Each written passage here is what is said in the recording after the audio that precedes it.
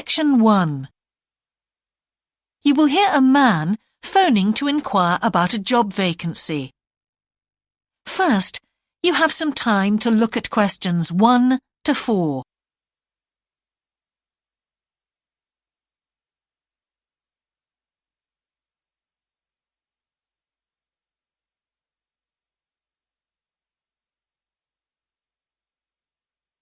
Now we shall begin. You should answer the questions as you listen, because you will not hear the recording a second time. Listen carefully and answer questions 1 to 4.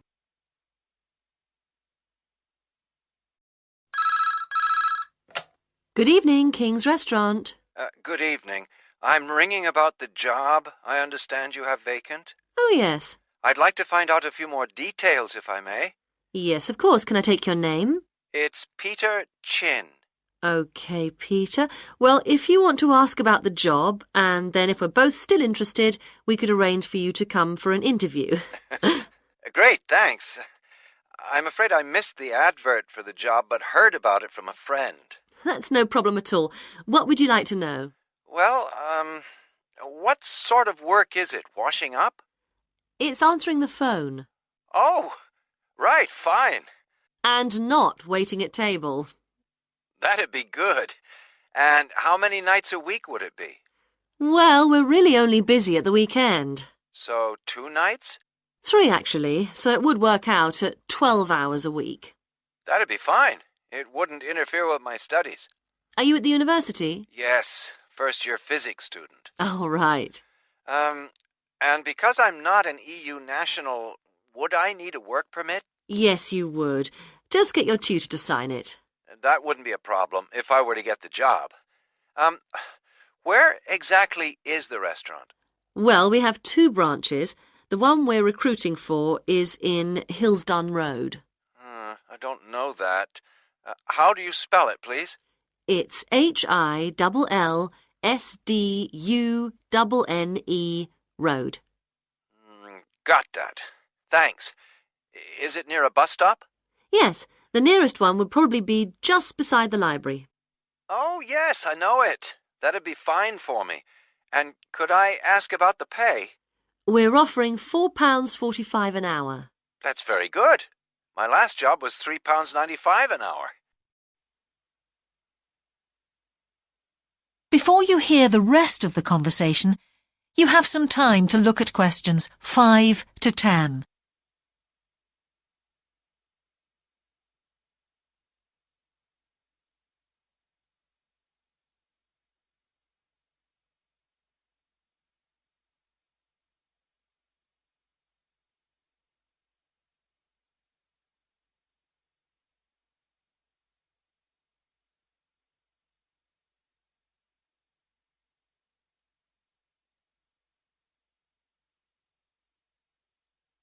Now listen and answer questions 5 to 10.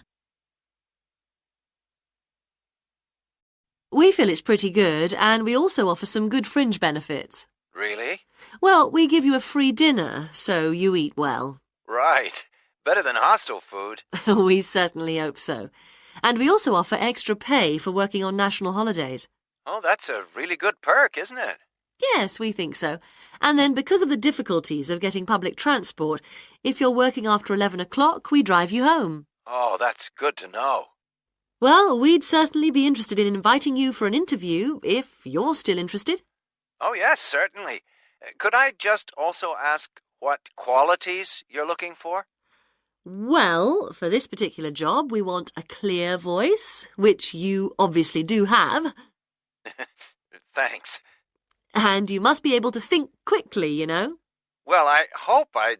So, when could you come in for an interview? We're actually quite quiet tonight. Sorry, I couldn't come tonight. Or tomorrow, I'm afraid. Thursday's okay. That'd be 22nd of October? Fine. After 5 p.m? Yes, fine. Would 6 o'clock be okay? Perfect. And could you bring along the names of 2 referees? Yes, that's fine. No problem. Good. I look forward to seeing you. Oh, by the way, who should I ask for? Oh, yes, of course. Sorry. My name is Samira Manuja. Can you spell that, please? Manuja. Okay. I've got that. Thanks very much. Look forward to seeing you later on then. That is the end of section 1. You now have half a minute to check your answers.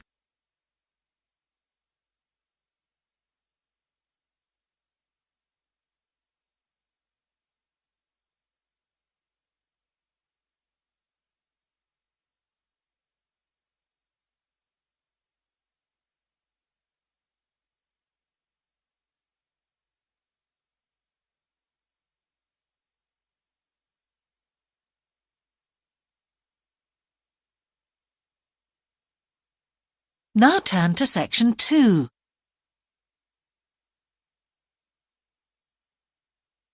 Section 2. You will hear part of a radio program about the opening of a new local sports shop. First, you have some time to look at questions 11 to 16.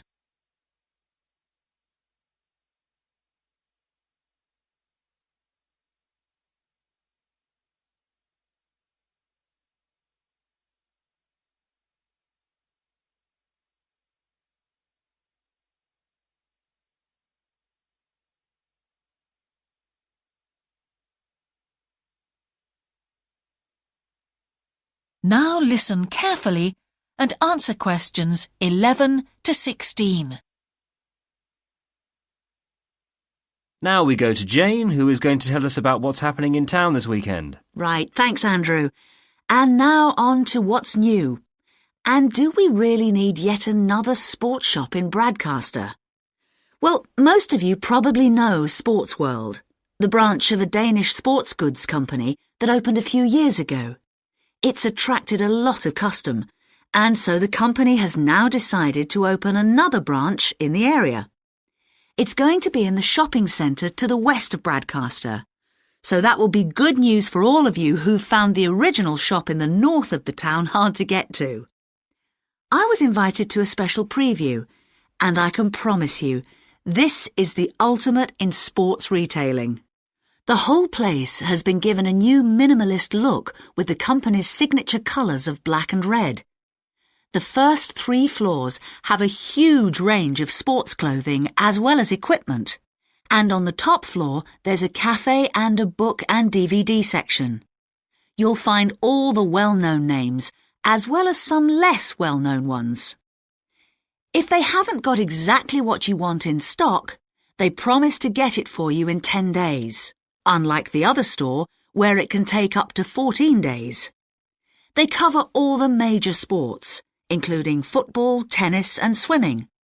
But they particularly focus on running, and they claim to have the widest range of equipment in the country. As well as that, a whole section of the 3rd floor is devoted to sports bags, including the latest designs from the States. If you can't find what you want here, it doesn't exist. Before you hear the rest of the programme, you have some time to look at questions 17 to 20.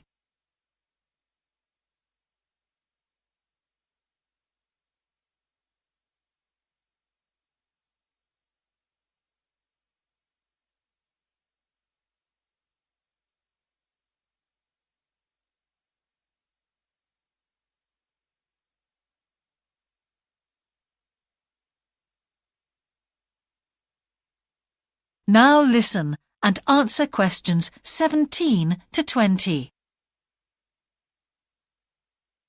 The shop will be open from 9 a.m. this Saturday, and if you go along to the opening, then you'll have the chance to meet the national 400 metres running champion Paul King, who's coming along to open the shop.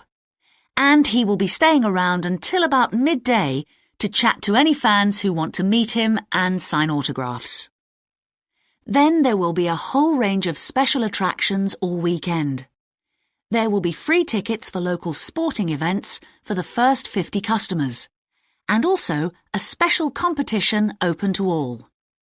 Just answer 15 out of 20 sports questions correctly to win a signed copy of Paul King's DVD Spring Tips, while the first person to get all the questions correct gets a year's free membership of the Bradcaster Gym. All entrants will receive a special sports calendar with details of all Bradcaster fixtures in the coming year. One of the special opening offers is a fitness test, a complete review of your cardiac fitness and muscle tone, actually done in the shop by qualified staff. This would normally cost £30, but is available at half price for this month only.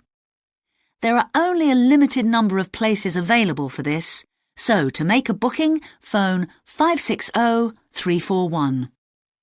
In addition, if you open an account, you get lots more special offers, including the chance to try out equipment at special open evenings.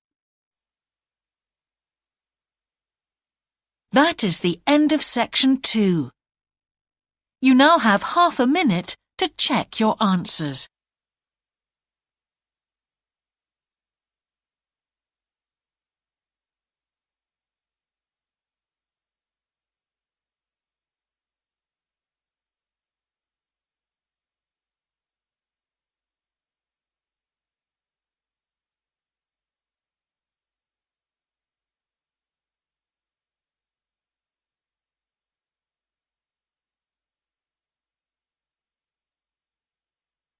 Now turn to section 3.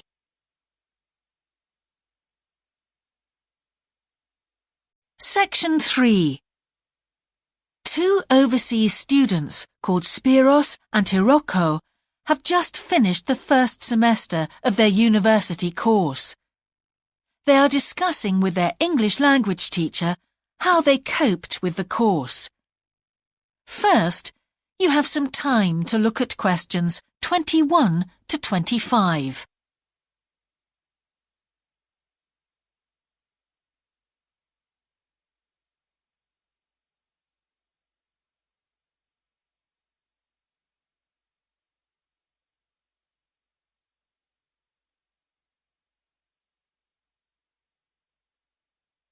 Now listen carefully and answer questions 21 to 25.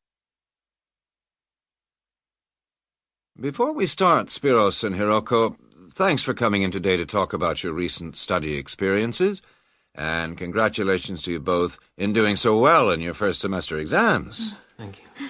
I'd like to discuss with you the value of the English for Academic Purposes course you did here last year before starting your university course.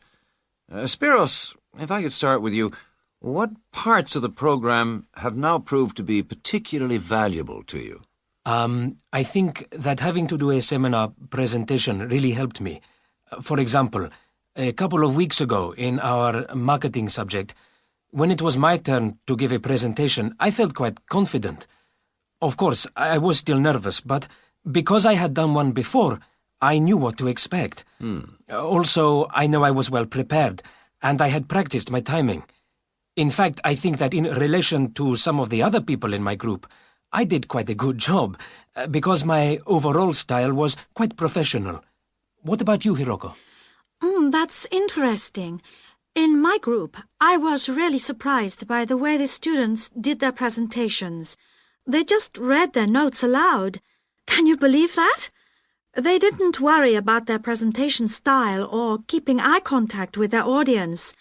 And I remember that these things were really stressed to us in the course here. So, how did you approach your presentation, Hiroko? Well, to speak frankly, I read my notes too. At the time, it was a relief to do it this way, but actually when I had finished, I didn't feel any real sense of satisfaction. I didn't feel positive about the experience at all. That's a pity. You know, although I was pleased with my presentation, I am not so pleased with my actual performance right now in the tutorials. During the whole semester, I've not said anything in our tutorial discussions. Not a word. Really, Spiros? Why's that? Do the other students talk too much? It's partly that, but it's mostly because I have had no confidence to speak out. Their style of speaking is so different. It's not the style we were used to during the course. They use so many colloquialisms. They're not very polite, and sometimes there seems to be no order in their discussion. Also, they are very familiar with each other, so because they know each other's habits, they can let each other into the discussion. You're right, Spiros. I've experienced that too. Before you hear the rest of the conversation, you have some time to look at questions 26 to 30.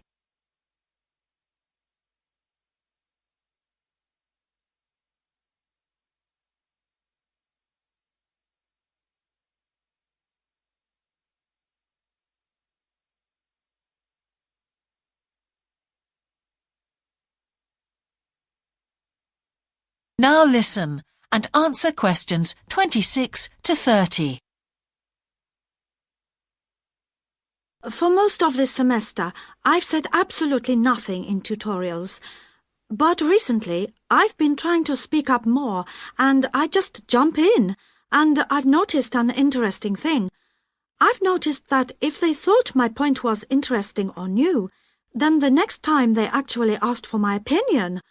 And then it was much easier for me to be part of the discussion. Oh, that's great, Hiroko. I hope that happens for me next semester. I'll have to work hard to find some interesting points. What helped you to find these ideas? I think that one thing that helped me with this was the reading. I've had to do so much reading this semester just to help me make sense of the lectures. At first, I couldn't understand what the lectures were talking about, so I had to turn to the books and journals. Every night I read for hours, using the lists of references that were given, and I made pages of notes. At breakfast, I read and read my notes again.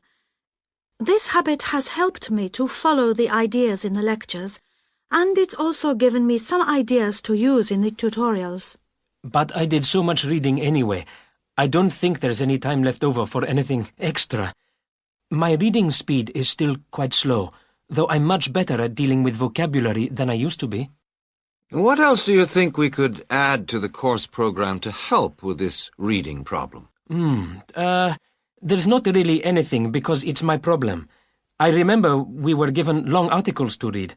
We didn't like that, but now I realize that reading those long articles was good preparation for the things I need to read now. Also, in class, we regularly had speed reading tasks to do, and we kept a record of our reading speed, so the teachers were encouraging us to work on that. That's true, Spiros, but what we read could have been different. Sometimes in the English class, I felt frustrated when I had to read articles about the environment or health or education, because I wanted to concentrate on my own field, but we didn't read anything about engineering. So I think I wasted some time learning vocabulary I didn't need. But surely the strategies you were taught for dealing with that vocabulary were helpful? Yes, but psychologically speaking, I would have felt much better working on reading from my own field. What do you think, Spiros? Oh, I agree. That would have helped my confidence too, and I would have been more motivated. It was good, though, that we could work on our own topics when we wrote the research assignments. Okay, let's move on to writing now. That is the end of section 3. You now have half a minute to check your answers.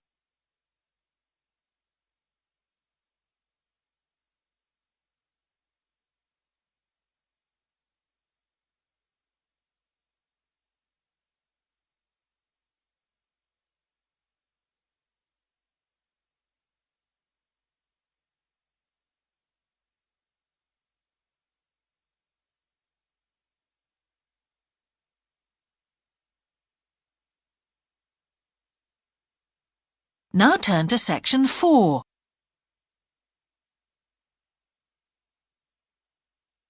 Section 4.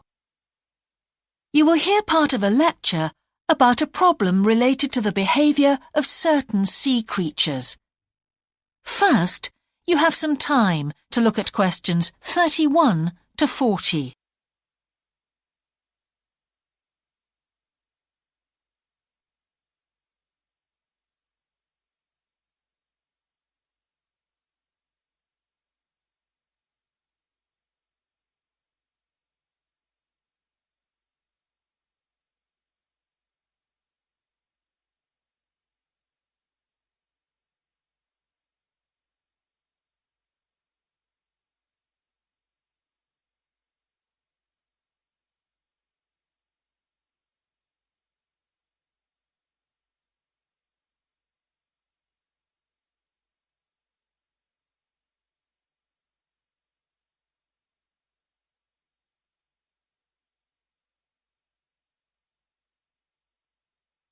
Now listen carefully and answer questions 31 to 40.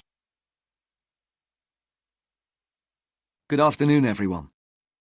Well, with some of you about to go out on field work, it's timely that in this afternoon's session I'll be sharing some ideas about the reasons why groups of whales and dolphins sometimes swim ashore from the sea right onto the beach and, most often, die in what are known as mass strandings. Unfortunately, this type of event is a frequent occurrence in some of the locations that you'll be travelling to, where sometimes the tide goes out suddenly, confusing the animals. However, there are many other theories about the causes of mass strandings.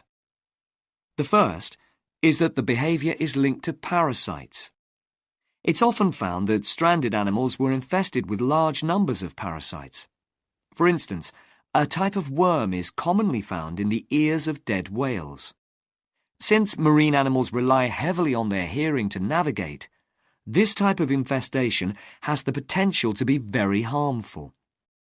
Another theory is related to toxins, or poisons. These have also been found to contribute to the death of many marine animals. Many toxins, as I'm sure you're aware, originate from plants or animals. The whale ingests these toxins in its normal feeding behaviour, but whether these poisons directly or indirectly lead to stranding and death seems to depend upon the toxin involved. In 1988, for example, 14 humpback whales examined after stranding along the beaches of Cape Cod were found to have been poisoned after eating tuna that contained saxitoxin, the same toxin that can be fatal in humans.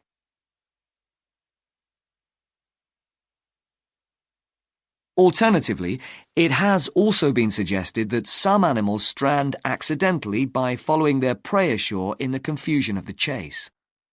In 1995, David Thurston monitored pilot whales that beached after following squid ashore. However, this idea does not seem to hold true for the majority of mass strandings because examination of the animal's stomach contents revealed that most had not been feeding as they stranded. There are also some new theories which link strandings to humans.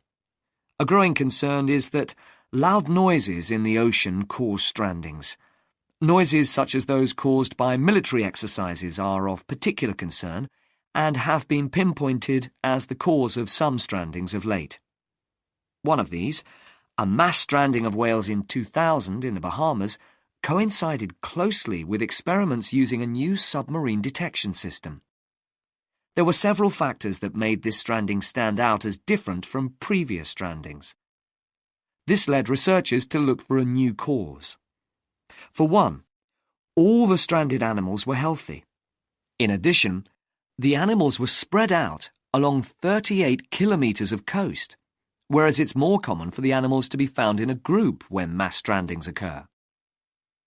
A final theory is related to group behaviour, and suggests that sea mammals cannot distinguish between sick and healthy leaders, and will follow sick leaders, even to an inevitable death. This is a particularly interesting theory, since the whales that are thought to be most social, the toothed whales, are the group that strand the most frequently. The theory is also supported by evidence from a dolphin stranding in 1994. Examination of the dead animals revealed that, apart from the leader, all the others had been healthy at the time of their death. Without one consistent theory, however, it is very hard for us to do anything about this phenomenon except to assist animals where and when we can. Stranding networks have been established around the world to aid in rescuing animals and collecting samples from those that could not be helped. I recommend John Connor's Marine Mammals Ashore as an excellent starting point if you're interested in finding out more about these networks or establishing one yourself. That is the end of section 4. You now have half a minute to check your answers.